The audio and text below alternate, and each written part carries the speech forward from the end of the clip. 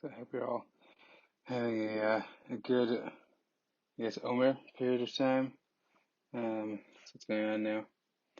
I meant to record this class about a week ago, just after Yom HaZikaron and Yom HaAtzmaut. This is going to be the second class on Rav Soloveitchik's Kol Dodi Dofek. First class we talked about the justifying God in light of the Holocaust right around Yom HaShoah. Second class we're going to talk about B'nai Yisrael and what it means to be part of B'nai Yisrael, and then pivot to talking about what that means for the state of Israel. So we're going to do that right after Yom HaAtzmaut, and it's going to be very appropriate. Now I'm running about a week late, but I still think it's very relevant. And moreover, for all us religious Zionists, this is the time period between Yom HaAtzmaut and Yom Yerushalayim.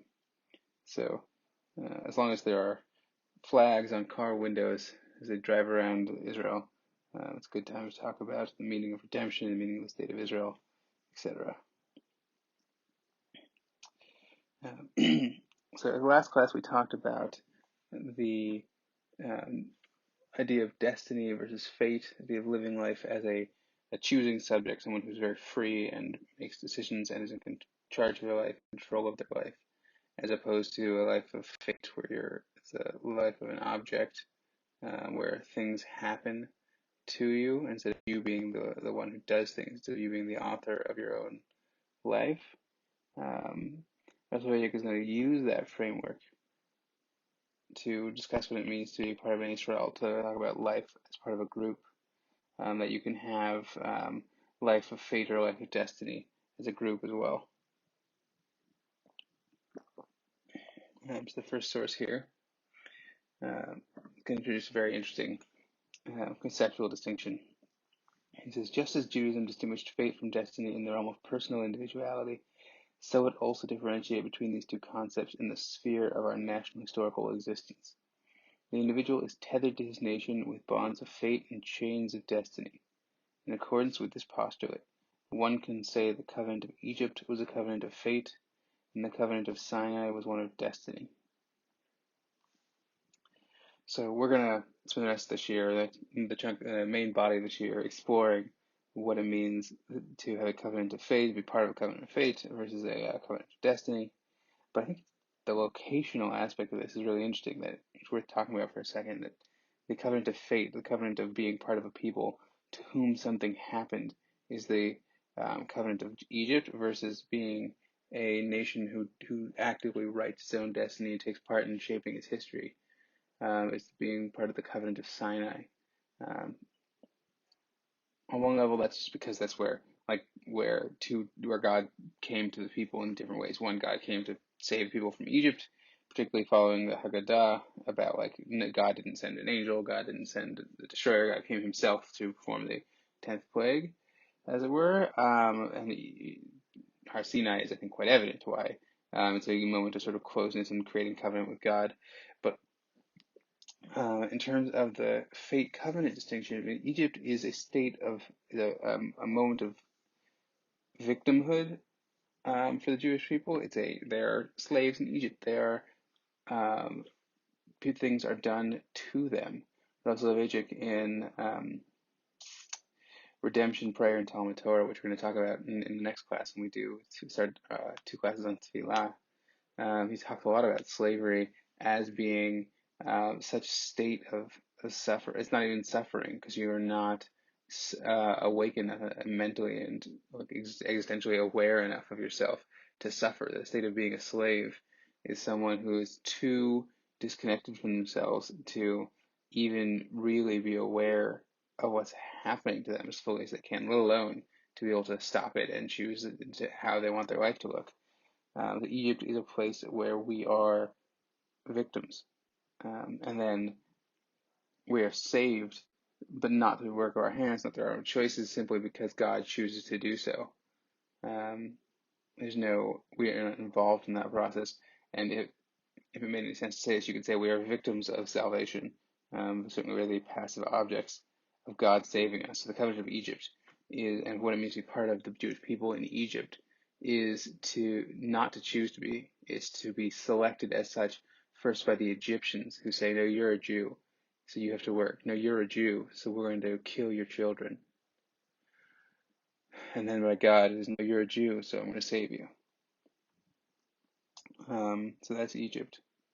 And Sinai, the covenant of Sinai, one of destiny, is much more inspiring, much more powerful. It's where the people say, no, we want our life to look a certain way. Our life is not the sort of bare physical existence of the things that happen to us. It has color to it. It has transcendence to it. It has light. All the things we choose to do with our life are what make it really matter. And the things we choose to do as part of our people is what really matter. And that's what they're going to do at Har Sinai. So with that sort of introduction, I want to leap into Rav Soloveitchik's more specific descriptions of the covenant of fate and the covenant of destiny. And as with last class and throughout this course, I've had to leave out massive amounts of what Rav Soloveitchik says. I think I've hit the most important notes. Potentially, it's just the notes most interesting to me, but I think hopefully we'll have a valuable discussion regardless. Source number 2, what is the covenant of fate? Fate signifies in the life of the nation as it does in the life of the individual an existence of compulsion. A strange force merges all individuals into one unit. The individual is subject and subjugated against his will to the national fate in existence, and it is impossible for him to avoid it and be absorbed into a different reality. The environment expels the Jew who flees from the presence of God, that he is awakened from his slumber, like Jonah the prophet, who awoke to the voice of the ship's captain, demanding to know his personal national religious identity.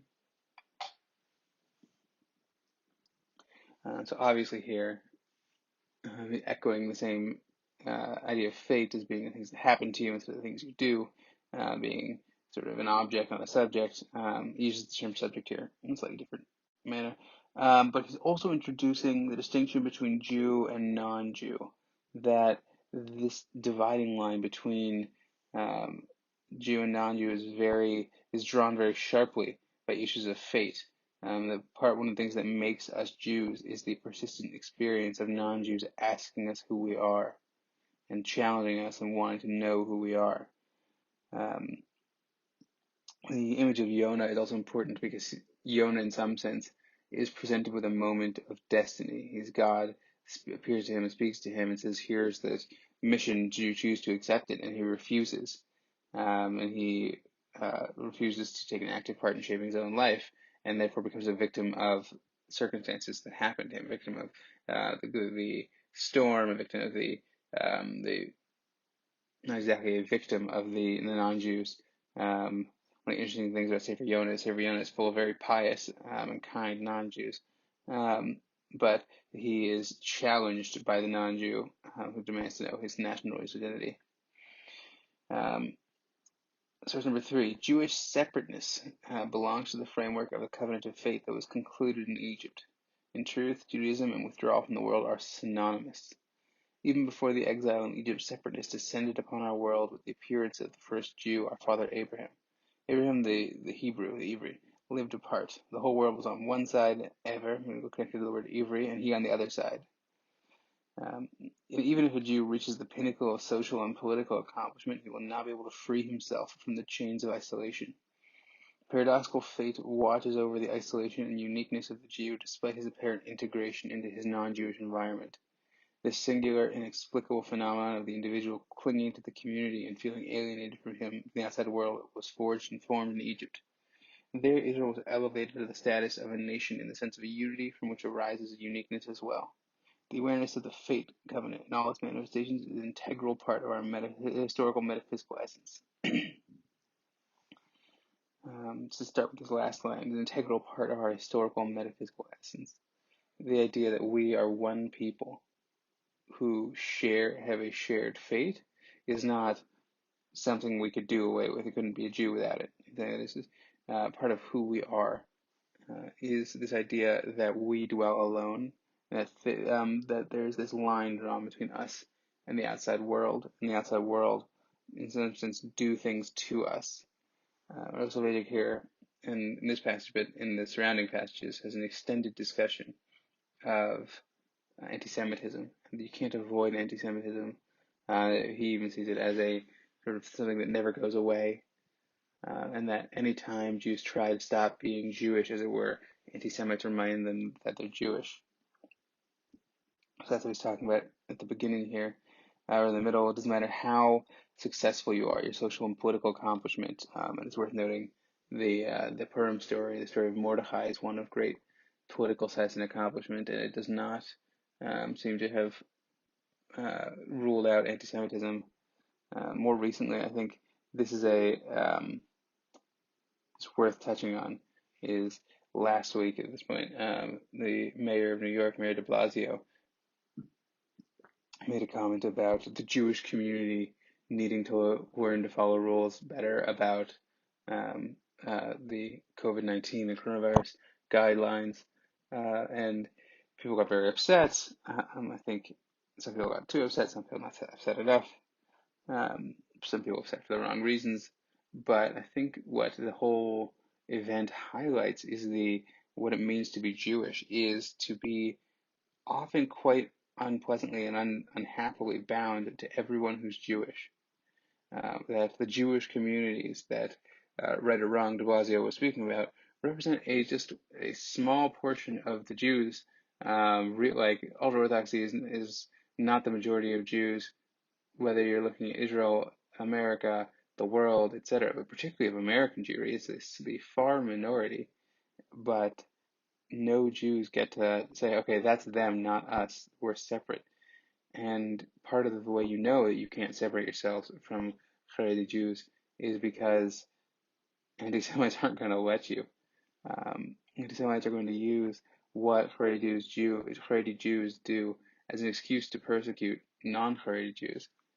And we're going to talk in a second, in section number 4, about the responsibilities of different members of community to each other, and certainly certain different members of a faith community to each other. And certainly part of that might be, let's try not to get other members of our community in trouble. But another part of that is recognizing that you are bound to them. And that's really important. Okay, source number 4.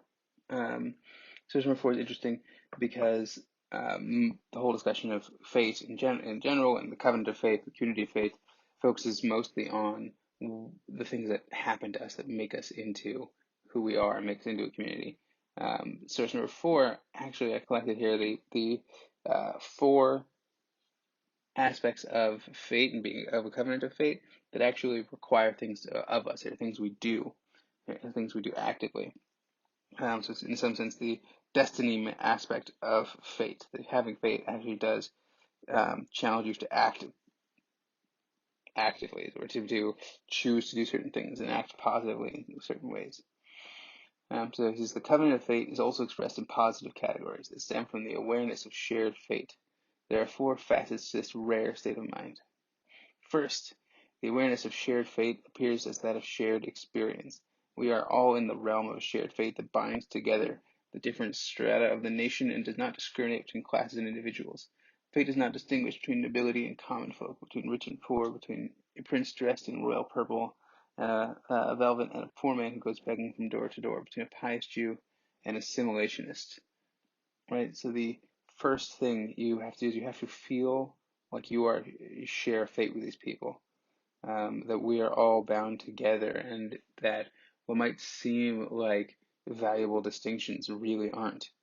That within the group of people called the Jewish people, that's the only thing that matters. That we're all Jewish. We should not care about rich or poor, or nobility and common folk, or I think this last line is very important, between pious Jew and assimilationist. That I think it's such a biting critique here of what it means to be Orthodox, because from the very beginning, Orthodoxy, and I include myself in this, but it has defined itself by rejection of the non-Orthodox, and saying, oh, they're trying to destroy Judaism in some of the more harsher rhetoric. Minimally, they're doing their thing, we're doing our thing, and also saying even that minimal line, they're doing their thing, we're doing our thing. It's something you have to try and overcome, because you recognize that we are bound together on the level of fate. And maybe that's part of what I think is incredibly valuable about this fate destiny distinction for what it means to be Jewish is that we can talk about our relationship with Jews in two ways in terms of fate and destiny, and we'll get to destiny. But certainly in terms of fate, we are bound to them regardless of the differences between us. Second, the awareness of a shared historical experience leads to the experience of shared suffering. The feeling of empathy is a basic fact in the consciousness of shared fate, shared Jewish fate. The suffering of one segment of the nation is the lot of the entire community. The scattered and separated people mourns and is consoled together. Right? It's not just enough to feel connected to other people, to feel like we're inseparable, to feel like when anti-Semites target one of us, to target all of us. It's really to recognize that we have lost together as well. That the Jewish communities of New York and tri-state area more broadly have lost an incredible amount of people. And it's not okay to say, oh, that's just them. It's certainly not okay to say, oh, well, they sort of brought it on themselves, they're not following guidelines. We have lost. And oftentimes critique can come from that as well, that they have cost us, our brothers and sisters. And that's so hard. It has to come first and foremost from a sense that I'm not judging them for what they've done. I'm suffering for what we have lost. Third, shared suffering is expressed in a feeling of shared obligation and responsibility. Forever after, the I is ensnared in the sin of his fellow, if he had within his power to reprimand, admonish, and bring his neighbor to repentance. The people of Israel have a collective responsibility, both halachic and moral, for one another. The commandment to sanctify God's name and the prohibition of desecrating it are clear in light of the principle of shared responsibility and obligation. The activity of the individual is adapted to the account of the many. Every wrong committed by an individual stains the name of Israel throughout the world.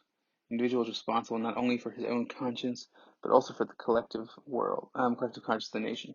If he conducts himself properly, he has sanctified the name of the nation, the name of God of Israel. If he has sinned, he causes shame to befall the name and desecrates its God. Right? So you alluded to this before, but not making each other look bad to other people, not making us therefore more vulnerable to other people. And going back to de Blasio comment for a second, I would note that regardless of whether or not he was right or wrong in what he said on a factual level, how he said it obviously matters, and where he said it matters. Speaking to the Haredi community on Twitter it's not a thing. There's just not enough Haredim on Twitter. Not that there's not any, there's plenty, but not enough to make it be an effective platform for speaking to the community. But what there's a lot more of on Twitter is neo-Nazis. And de Blasio was just the one guaranteed outcome of his comment was emboldening and encouraging neo-Nazis. And neo-Nazis do not distinguish between Jews. So regardless of de Blasio's problem, one reason for Jews in general to be careful with the things they're doing is that they're going to get other Jews in trouble with people who are objectively evil, but you still shouldn't encourage them. Don't give them a reason to be evil. An interesting factor here also worth noting is the responsibility for one another, both halachic and moral, that we have not a responsibility to them, not just because if the Jews do the wrong thing, then that we'll suffer for it, but also because we should care for the moral and ethical and religious state of one another. And this is where it gets tricky in terms of things like not trying to impose our will on other people and believing in, say, religion as an internal thing where that's you sort of about your relationship with God. It doesn't make any sense to force it on other people.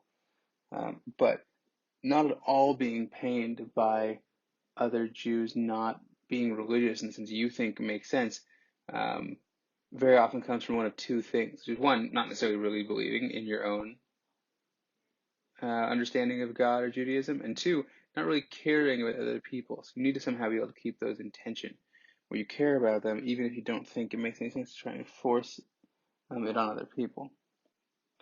Um, so that's a little harder, I think, to think about on like a practical level. Number four here, I think, is much more helpful. And fourth, shared experience is expressed by cooperation. The obligation to perform acts of charity, tzedakah, and loving kindness, chesed, is derived from the experience of unity that is so all-pervading and encompassing.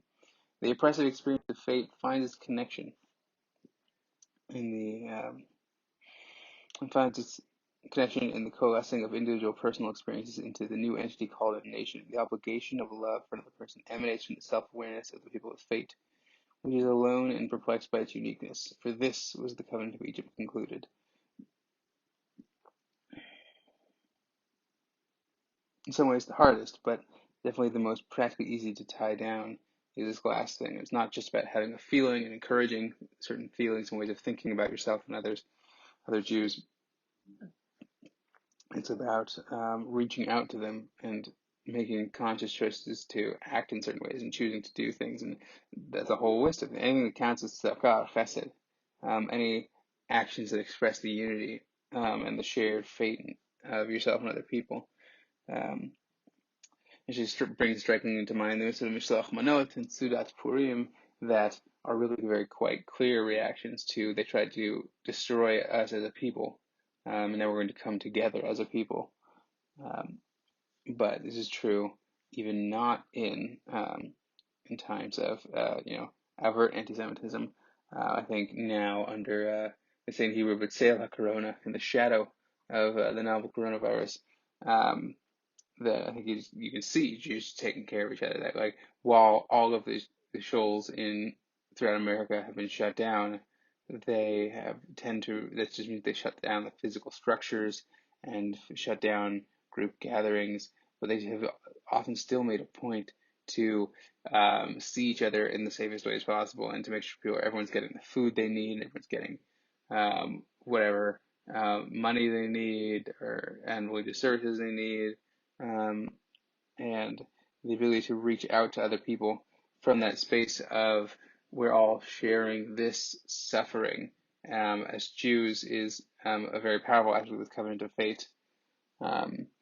It's worth noting that one of the things Corona has highlighted in the way that we are both, we have this faith covenant as Jews, but we have a similar part of our existence as human beings that is quite unifying. The virus has been a human experience. This can potentially be very unifying on a human level, and makes it worth emphasizing all of these four characteristics, but certainly the obligation to perform acts of charity and loving kindness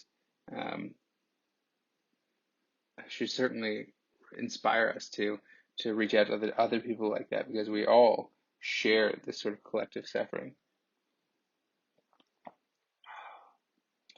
With that, I want to move to the second part of the shir here on destiny and the life of the Jewish people as a life of destiny. What is the covenant of destiny? Source number 5. In the life of a people, as in the life of an individual, destiny signifies an existence that it has chosen of its own free will, and in which it finds the full realization of its historical existence. Instead of a passive, inexorable existence, exorable meaning unstoppable, just continuously moving, into which a nation is thrust, an existence of destiny manifests itself as an active experience, full of purposeful movement, ascension, aspirations, and fulfillment. The nation is enmeshed in its destiny because it is longing for an enhanced state of being, an existence replete with substance and direction. Destiny is the font out of which flow the unique self-elevation of the nation and the unending stream of divine inspiration that will not run dry so long as the path of the people is demarcated by the laws of God. And yet the life of destiny is a directed life, the result of conscious direction and free will. I'll return to a second for that sentence, not the last one, the second to last. Destiny is the font out of which flow the unique self-elevation of the nation and the unending stream of divine inspiration that will not run dry so long as the path of the people is demarcated by the laws of God. So destiny in this line is the binding together of Jews and God through two things: unique self-elevation of the nation's choice to make itself into something special. Not necessarily special compared to other nations, but special compared to its sort of baser, fate form of existence. Chooses to transcend a raw physical existence and seek something greater as a nation. And then the way in which we do that, which is being demarcated by the laws of God, that we've chosen to shape ourselves by the laws of God. And that last one binds us to the unending stream of divine inspiration. The Rav Soloveitchik says that we have is the fact that these people live by the Torah and the laws of the Torah that makes us also, in the most sort of archaic or broadest sense, the people of prophecy, but perhaps even a people whose life is shaped by God's inspiration on a more ongoing level. And that, as he says in this passage, is all about where it's our form of creating a life directed. In the sense that life is not something that happens to us. History doesn't happen to us. We are able to choose the way we want to shape the course of our history. And we're going to get into the question of secular Zionism. Secular Zionism is perhaps the greatest act of Jews taking charge of their history in some ways, certainly in recent memory, in creating a nation and creating a state. But it's also worth noting that the other, that's one way of shaping our existence, right? Shaping the status and role of our nation within all the other nations. What Rav Soloveitchik is talking about here is about choosing Har Sinai, choosing a life of mitzvot, choosing the way our life, not the relationship between our nation and other nations, but the very character of our nation itself, the internal aspects of our nation, is what we're taking charge of in the destiny of Har Sinai. Source number 6. What is the content of the covenant of Har Sinai? It is a special way of life that directs the individual to the fulfillment of an end beyond the reach of the man of faith, the striving of man to resemble his creator via self-transcendence. The creative activity that fulfills the covenant of destiny flows from a totally different source, from man's rebellion against an as-is factual existence, and from the longing that impels him to more enhanced and so sublime forms of existence. Acts of loving kindness and fraternity, which are integrated into the framework of the covenant of Sinai, are motivated not by the strange sense of loneliness of the Jew, but by a sense of unity experienced by a nation forever betrothed to the one God. The absolute oneness of God is mirrored in the unity of the nation eternally bound to him. You are one, and your name is one, and who is like your people Israel, one nation?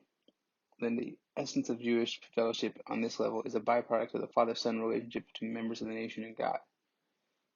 At Sinai, God elevated the covenant of fate, from which he had concluded with the collective that was forced to be alone and that practiced loving kindness to others as a result of its requisite isolation.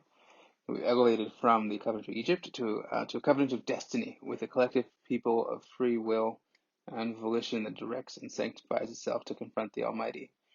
He transformed the people, an amalgam bereft of direction and purpose, to nation.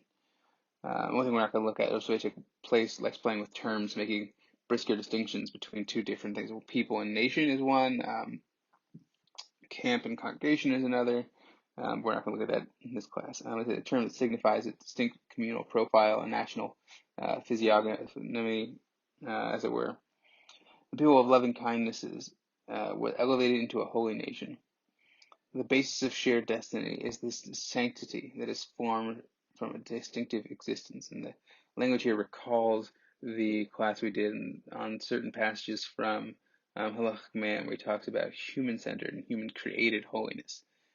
Somehow the sanctity of the nation, the holiness of the nation, is actually created by the choices of the nation. The ability of the nation to say, Na'aseh v'nishma, to create a covenant with God and accept certain laws upon ourselves, is what makes us into a holy nation on a very real level.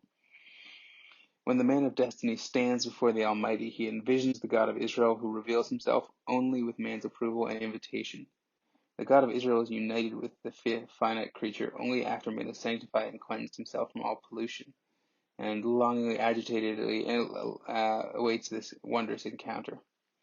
The revelation of the God of Israel does not come in any event, in all conditions and circumstances. It demands a special state of spirit and soul in the manner of be ready for the third day. It is the instruction of the Jewish people to ready themselves for the Ma'amad Sinai, the giving of the Ten Commandments. Without the readiness of man, the God of Israel will not reveal himself. He does not surprise his creatures. He responds to man's urgent petition. However, when man does not actively long for God with spiritual intensity, then the God of Israel shows no interest in him. When the God of the Hebrews chases after man against his will, he does not ask him for his opinion or desires. He's distinguishing here between the God of Israel and the God of the Hebrews. So Abraham was Abraham Ivri, who stands sort of opposed to other people. The God of the Ivrim is the God that cannot escape, the God that remains their God even when they don't want it, even when they say that they're not Jewish. But all of the other cultures tell them they're Jewish. I just reminded I read a good book on Jews in Germany in the beginning of the 20th century, particularly between the two wars, and there's just a heartbreaking number of stories of Jews who wanted to assimilate so badly that they themselves became explicitly anti-Semitic, but the anti-Semites with whom they were trying to join themselves continued to reject these anti-Semitic Jews as Jewish. There's no such thing as getting away from being Jewish such that anti-Semites won't still hate you for being Jewish. The God of the Hebrews, when the God of the Hebrews chases after man against his will, he does not ask him for his opinion or desires. The God of Israel, however, consults with a person before an encounter. Already in Egypt, the Holy One revealed himself to Moshe, not only as the God of Hebrews, but also as the God of Israel, who waits for man and invites him to his service to do his work. So said the Lord, the God of Israel, let my people go. They shall make a feast unto me in the wilderness. It's already in Egypt. There was a prediction of the relationship of destiny with the God of Israel. And what we've sort of said here in this really long section number 6 is the life of the nation. And the life of destiny is about the way we want to live and choosing the way we want to live. An important part of that is that our relationship with God can take two forms as well, right? That God can be something we're stuck with, or God can be something we embrace. The idea of seeking transcendence in our life indicates that God often needs to be sought, but also that we can shape our lives in a manner that they fill with holiness and fill with transcendence and spirituality. And that's not just about, we just, passive and God does what God's going to do. Whether or not we have kavanah, whether or not we have spiritual experiences is on God. No. To a very real degree, a lot of that's on us. I say that as someone who very often struggles to have proper kavanah. But that's a matter of working for it and really working on it and repeatedly going back to it. And really all of Judaism in some ways about, as Rav Soloveitchik is arguing here, that in many ways Judaism is just about making active choices and choosing to make yourself into who you want to be. In this case, choosing to make yourself into someone who can encounter God.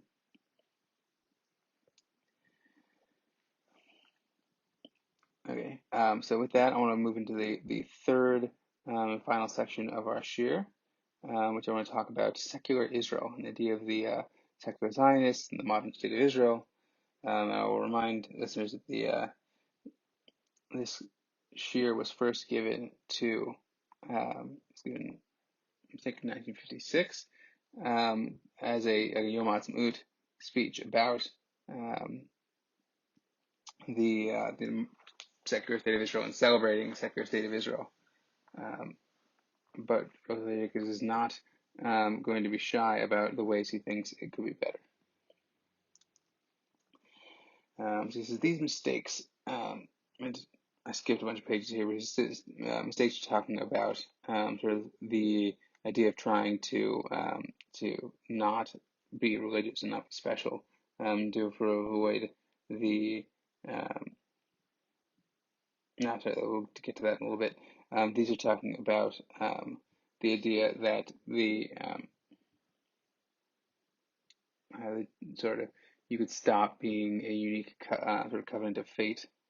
But here, we'll get into it. The mistakes are outgrowths of the primary error made by secular Zionism when it wished to erase both the feeling of isolation and also the phenomenon of shared suffering from our history books. The beckoning of the beloved must open the eyes of all of us, even the most confirmed secularists. The state of Israel was not and will not be able to abrogate the covenant of, and I will take you unto me as a people, and put an end to shared fate, the source of Jewish aloneness, right? The state of Israel is as isolated today as the community of Israel had been during thousands of years of its existence, and perhaps the isolation of the state is more pronounced in the past, because it is so clearly revealed in the international arena.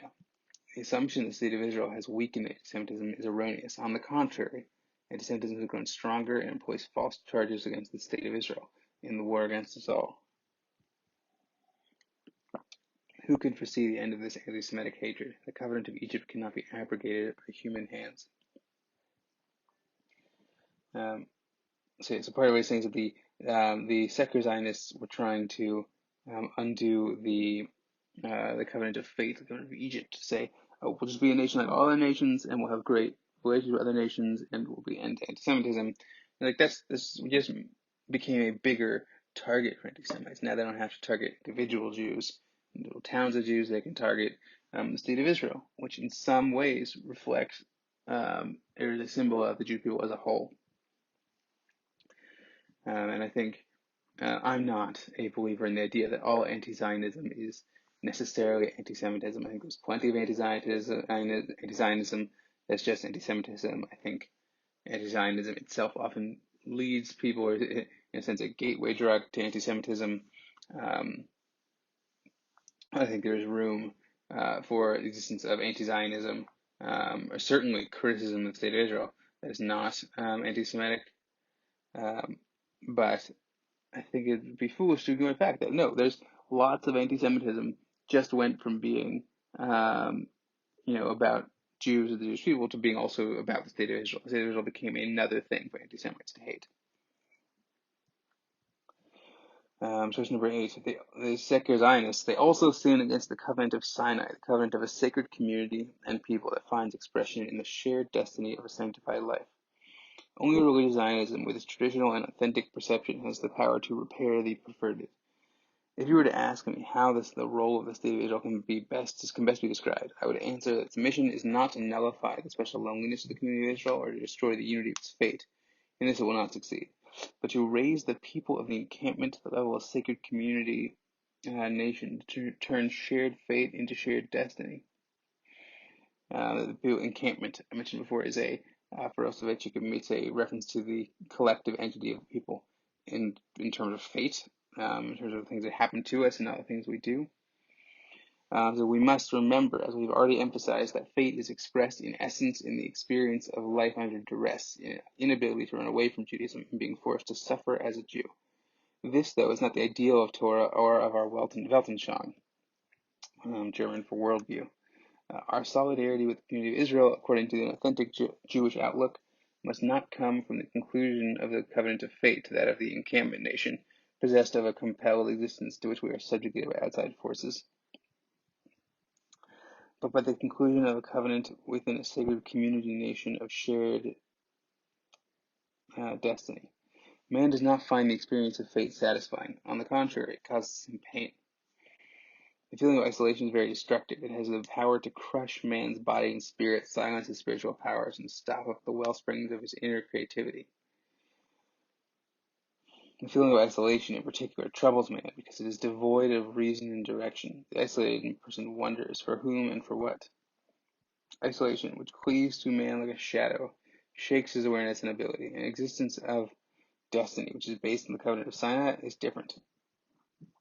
This concept turns the notion of nation, a concept that denotes an ordained existential necessity, participation, blind pain, and a feeling of isolation devoid of meaning, into a sacred people and the elevated state of a moral religious community. Man draws from its strength and sustenance, creative power, and renewed joy in existence that is free and rejuvenated. So one thing he's critiquing here is sort of the focus on bare national existence that he sees in secular Zionism.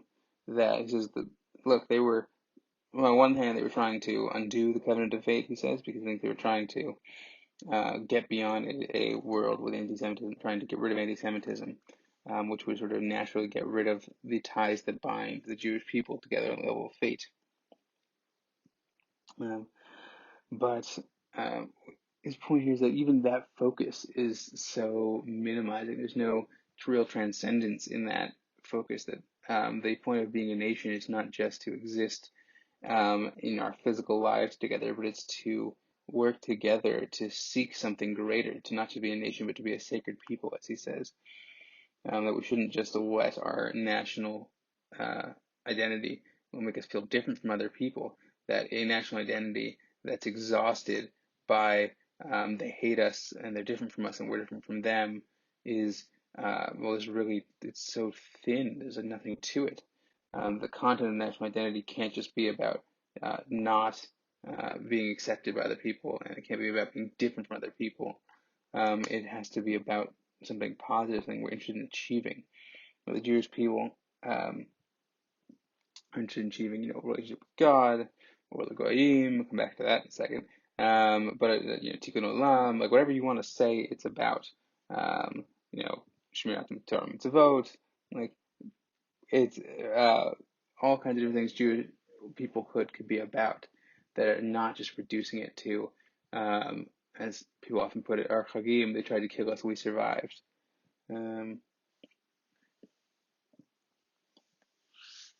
That said, it's worth noting that Rav Soloveitchik's description of secular Zionism is not necessarily charitable enough. Many, if not most, of the early secular Zionists had very broad, thick, thorough ideals for the Jewish people and for the state of Israel. The idea of being an Or Goyim was very common. There's been the idea that the state of Israel might be a model for all other nation states to follow. They were really trying to create something ethical and on some like secular, spiritual even.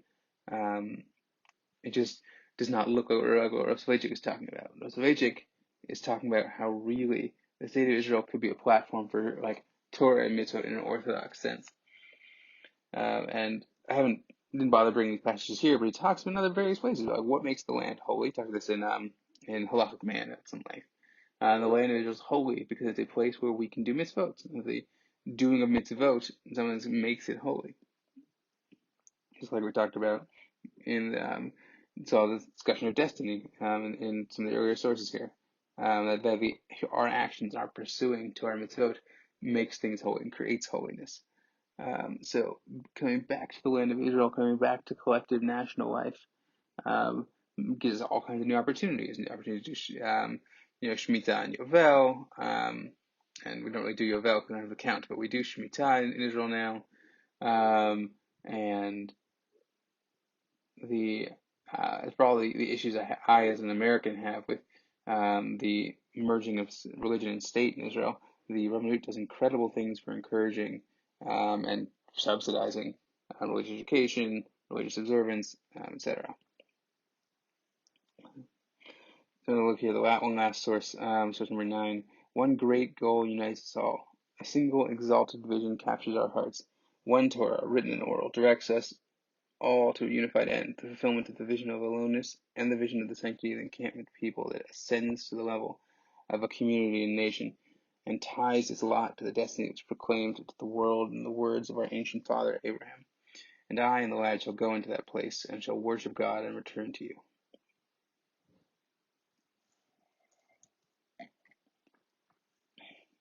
Everything we've said here all ties together for Rav Soloveitchik. It's all about trying to blend both of these and live both in a sense of unity with the people for whom we are forced to feel one, that other people tell us we're one with them. God tells us we're one with them even if we don't feel it. And the people with whom we all share a destiny path. I think the model of destiny I meant to mention before, I think can help us sometimes restore different ways of thinking about different our relationship with different forms of Judaism, different ways people observe Judaism. That in the model of faith, you have to feel connected to, with all the complications that brings, you feel connected to people who are different from you, both your right and your left. And I think the model of destiny helps us realize those differences. Those differences are not in our fate. We are all the same level of fate. We have differences in the way we've taken up the call of destiny. And I think that's fully exploring that would be a very different sheer. But I think it's a good starting place for thinking about the differences that split, or not split, but that create variations within the Jewish community.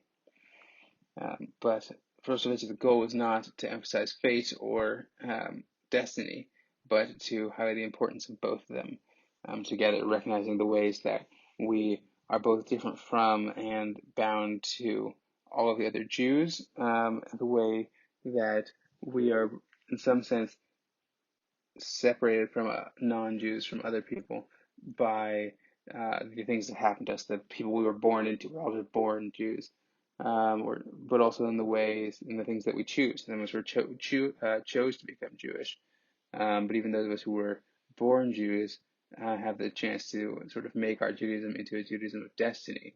As this is not just about difference and separateness, but also about the really rich, meaningful content with which we want to fill our lives with, directing ourselves towards transcendence and towards God.